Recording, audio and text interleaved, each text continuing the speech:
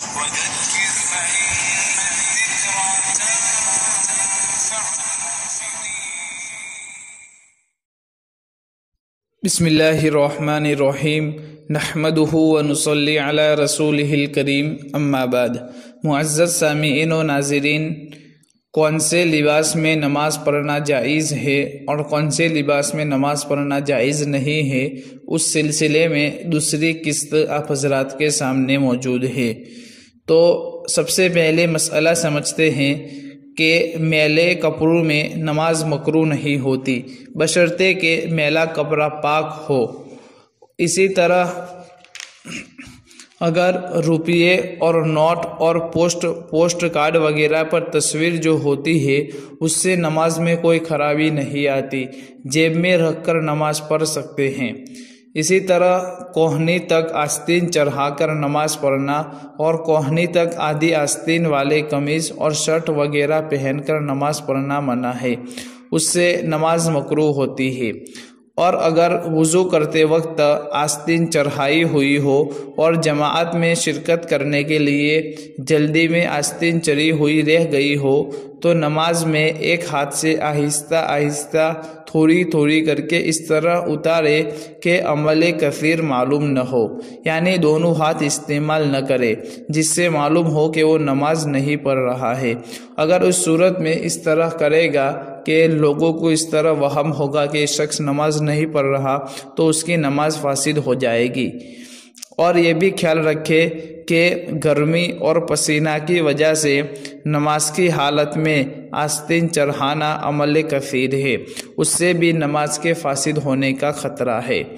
اسی طرح کوہنیاں کھلی ہوئی ہو تو نماز ہو جاتی ہے، مگر یہ خلاف سنت اور مکروہ ہے، یعنی جبکہ کپڑا موجود ہو اور اگر نہ ہو تو کچھ کراہت نہیں ہے. اسی طرح جیب میں رشوت کے پیسے رکھ کر نماز تو ہو جاتی ہے، اور نماز میں کراہت اور مکروہیت اس وجہ سے نہیں ہے کہ رشوت کا گناہ علیحدہ ہے، اور اگر کپڑا بدن پر رشوت یعنی حرام کمائی کے روپیے سے بنا ہوا ہو تو اس سے نماز مکروہ ہے. اسی طرح نماز کوٹ اور پینٹ میں اگر یہ کپڑے پاک ہو تو نماز درست ہو جائے گی. اسی طرح ریشمی کپڑا اور سونا، بے شک یہ دونوں چیزیں مردوں کے لیے حرام ہے، اور نماز جو ان سے پڑھی گئی یعنی ریشمی کپڑا پہن کر یا سونا پہن کر اگر آدمی نماز پڑھے تو وہ صحیح ہے، مگر ظاہر ہے کہ جبکہ ریشم کا استعمال کرنا اور سونے کا استعمال کرنا مردوں کو ہر وقت حرام ہے تو نماز میں بھی حرام ہوگا، مگر چونکہ وہ دونوں ناپاک نہیں ہوتے اس لیے نماز تو ہو جائے گی. اسی طرح اگر تمباکو میں کوئی ناپاک چیز ملی ہوئی نہ ہو تو اس کو جیب میں رکھ کر اور اس کو پاس میں رکھ کر نماز ہو جاتی ہے، کوئی مذائقہ نہیں ہے. اسی طرح نماز میں ٹخنوں سے نیچے پاجامہ وغیرہ لٹکا